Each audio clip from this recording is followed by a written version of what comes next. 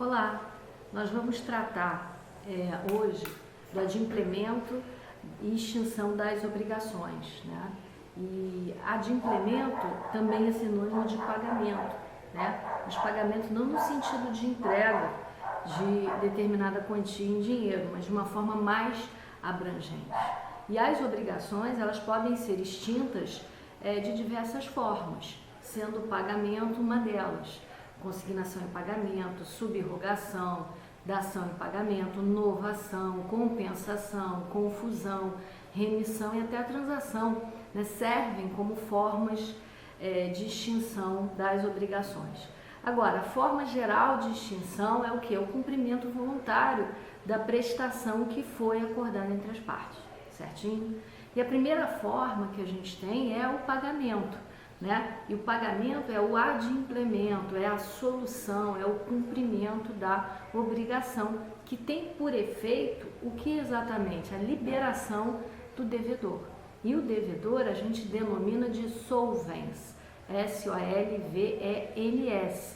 né? Ele é liberado de quê? Do vínculo obrigacional, né? Então, o vínculo obrigacional entre credor e devedor, ele é extinto com o cumprimento voluntário da obrigação, com adimplemento da obrigação, que é denominado de pagamento. E quais são os elementos desse pagamento? Tá? O primeiro deles é esse vínculo obrigacional, né? É a causa, na realidade, é o fundamento do pagamento, porque se não há vínculo, né, não há que se pensar em pagamento. Você paga porque existe aquele vínculo entre credor e devedor. Se não houver esse vínculo, resta caracterizado um pagamento que é indevido, tem natureza de não ser devida. Só isso? Não. A gente tem o segundo elemento, que é o sujeito ativo do pagamento. E quem é o sujeito ativo do pagamento? É a figura do devedor.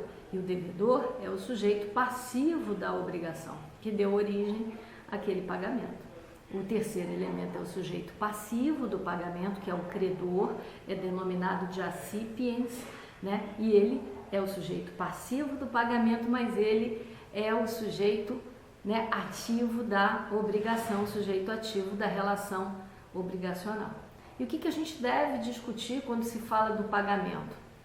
Quem, o que, onde e quando, né?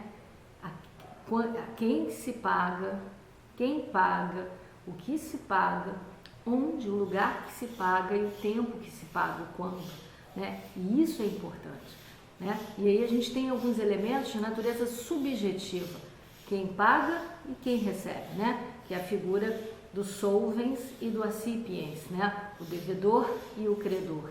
E a gente tem também elementos objetivos, o que se paga, como se paga, onde e quando se paga, né? E aí nós vamos ter regrinhas que regulam, né, tudo isso, certinho? E a gente tem formas também de pagamento. Além daquele pagamento que é o adimplemento, existem formas especiais, como a consignação, como a dação em pagamento, a imputação, a subrrogação, que a gente depois vai estudar. Algumas dessas formas levam ao pagamento chamado de forma direta. É o caso da subrrogação legal, é o caso da consignação em pagamento, é o caso da dação em pagamento. Outras formas não, levam ao que se chama de pagamento indireto, é a subrrogação de natureza convencional, é a novação, é a compensação, a dação em pagamento também, né? A remissão. O que a gente vai passar a estudar é o que?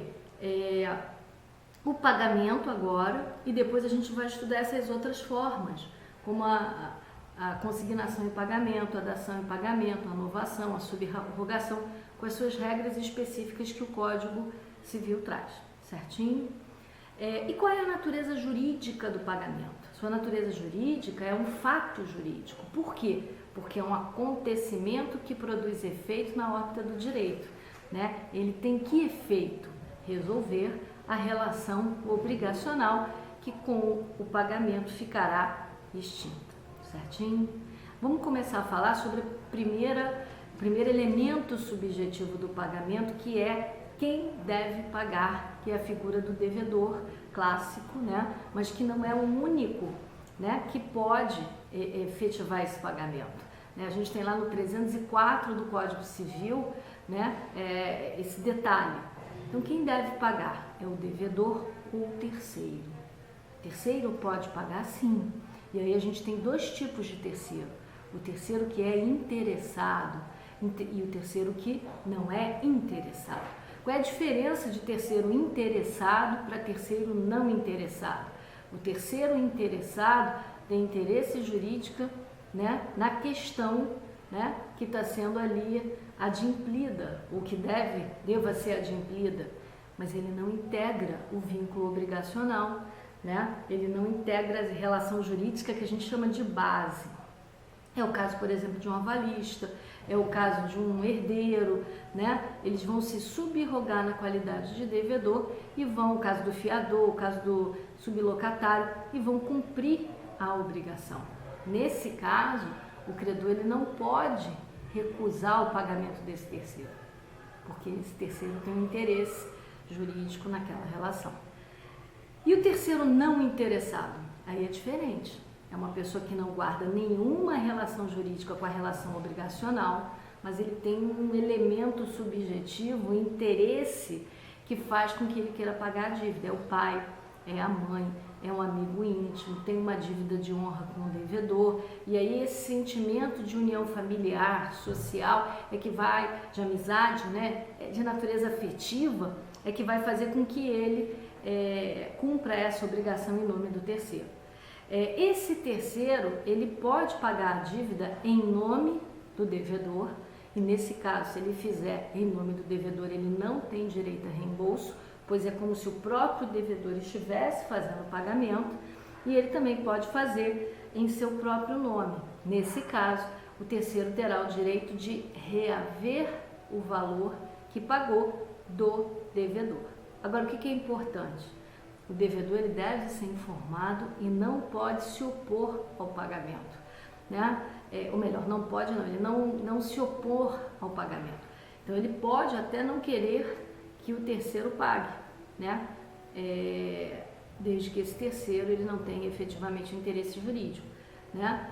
Agora, se for uma questão afetiva, moral, ele até pode se opor ao pagamento. Isso vem lá no artigo 306 do Código Civil, né? Que traz essa questão, certinho? Que mais a gente pode falar?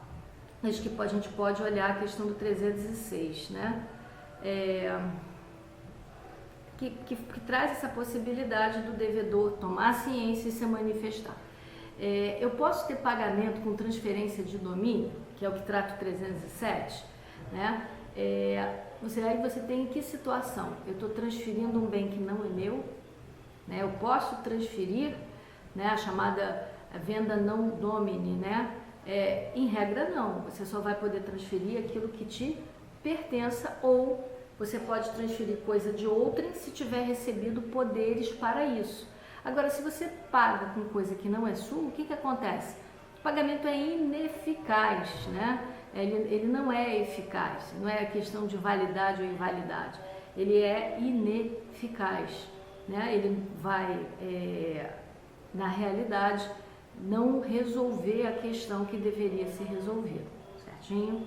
E se o pagamento for com coisa de terceiro, mas que é fungível? Nesse caso, não será possível, né, a reclamação para que se tenha a coisa de volta, porque a coisa é fungível. O devedor da obrigação, no caso que recebeu o pagamento, vai ter consumido de boa fé, não há que se falar mais nisso, certinho? E isso vem lá no 307 do Código Civil, ok? Agora, a quem se deve pagar? Que está no 308, né? É a figura do credor. Só o credor? Não. Eu posso pagar um representante do credor. E eu posso pagar também um terceiro, né? Existem hipóteses que a lei autoriza o pagamento ao terceiro. É o caso que vem lá no 311. E o que é necessário? Né? Que haja, né, quando a gente tem pagamento feito na pessoa que não é a pessoa do credor, a ratificação desse pagamento feito pelo credor, feito ao credor, porque senão é como se ele não tivesse acontecido. Nessa questão de a quem se paga, vale a gente mencionar a situação do chamado credor putativo. O que é o credor putativo? É o credor aparente. É aquele que tem aparência de ser representante do credor, mas não é.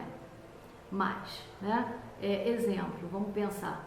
Eu tenho uma determinada empresa que tem um funcionário que trabalha com ela há décadas.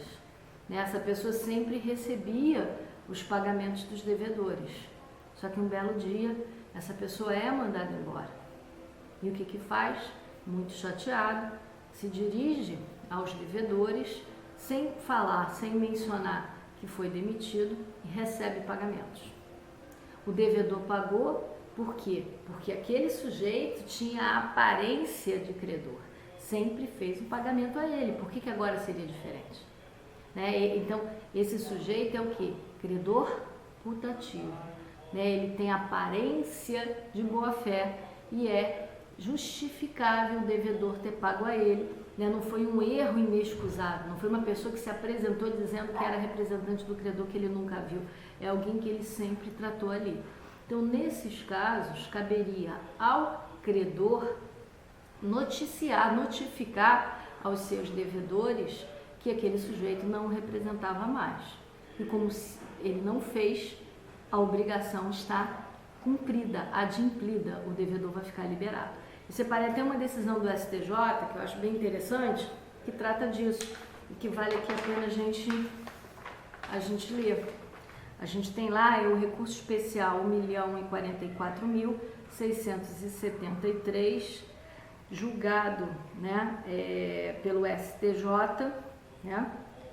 Aqui tem a 4ª turma do STJ, é uma decisão antiga de 2009, mas é bastante pertinente nessa matéria, nessa temática. A gente tem lá, recurso especial, credor putativo, teoria da aparência, necessidade de diligência do devedor, responsabilidade contratual, juros, fluência a partir da citação. Aí vem. Pela aplicação da teoria da aparência, é válido o pagamento realizado de boa fé a credor putativo. 2. Para que o erro no pagamento seja excusável, é necessária a existência de elementos suficientes para induzir e convencer o devedor diligente que o recebente é o verdadeiro credor. 3. Em caso de responsabilidade civil contratual, os juros são contados a partir da citação. E aí por aí vai. Então aqui, aplicou-se a teoria da aparência, aquele sujeito que se apresentou para receber, ele era aparentemente o credor, houve por parte do devedor a boa fé e o erro do devedor foi excusável.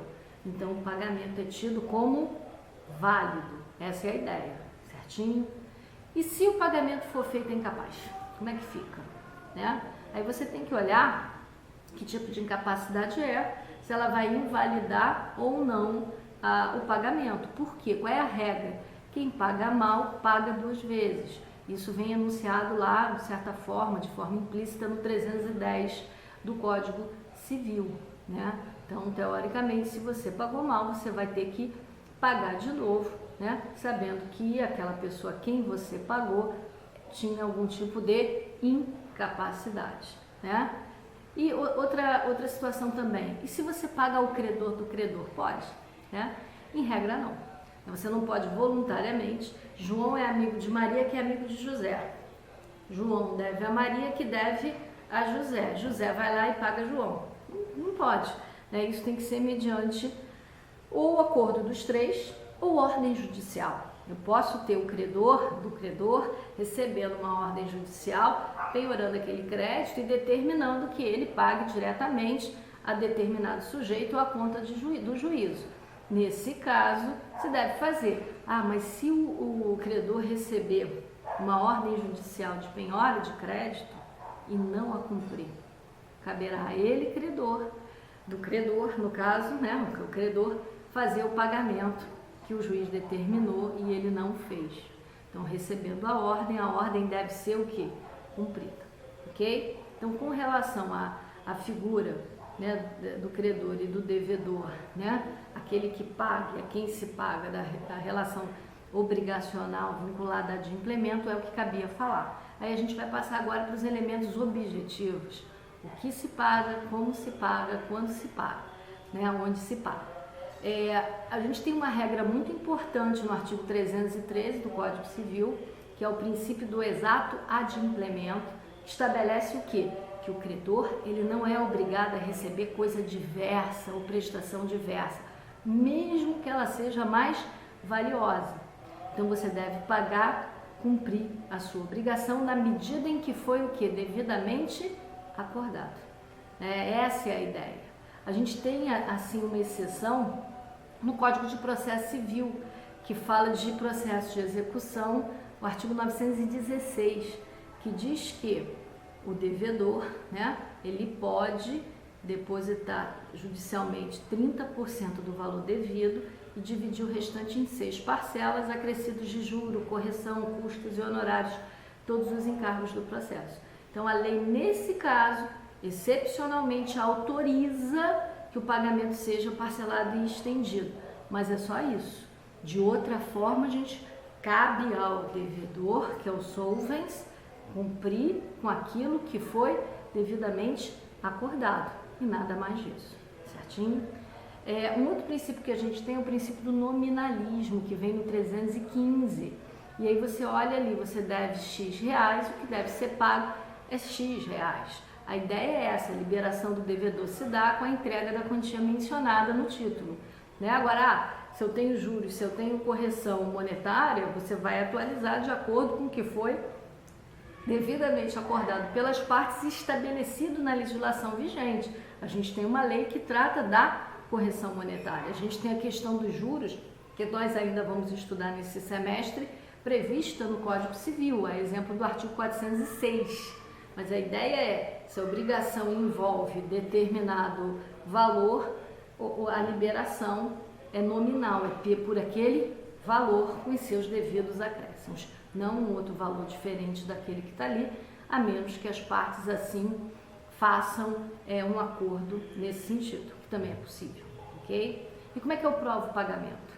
A prova do pagamento vem no 320, é a chamada quitação. A quitação é um instrumento que faz a prova do pagamento que possui determinados requisitos.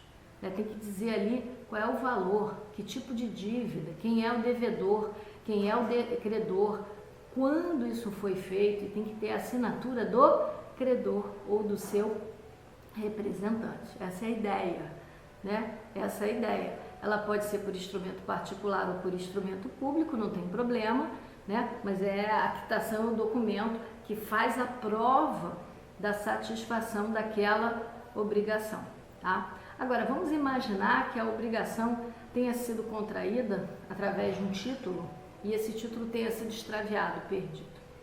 O que se faz? Por exemplo, uma nota promissória que é entregue ao devedor no momento do pagamento, ao solvens, né? Caberá, nesse caso, ao credor que extraviou, que perdeu o documento, declarar, né, que inutilizou o título, né, que o título foi extraviado, mas que houve o devido pagamento. Essa é a ideia. Para quê? Para que o devedor não possa ser cobrado novamente. Certinho? Ok? Uma outra situação também que é interessante, presunções de pagamento. A gente tem algumas situações que tratam da presunção de pagamento. Uma delas está lá no 322 do Código Civil e é bem presente no nosso dia a dia. É aquela que trata de prestações periódicas, né? Então, se não houver, né, nada dito em contrário, o pagamento da última parcela acaba fazendo com que sejam consideradas saudadas as anteriores até prova em contrário. Por isso que muitas vezes existem títulos que colocam isso, né? Que aquele título não faz prova do pagamento das anteriores, certinho? Uma outra coisa, capital sem reserva de juros. Presume-se que você primeiro paga sempre os juros e depois é que se paga o capital. Isso vem lá no 323, né? Outra presunção, a entrega do título, né?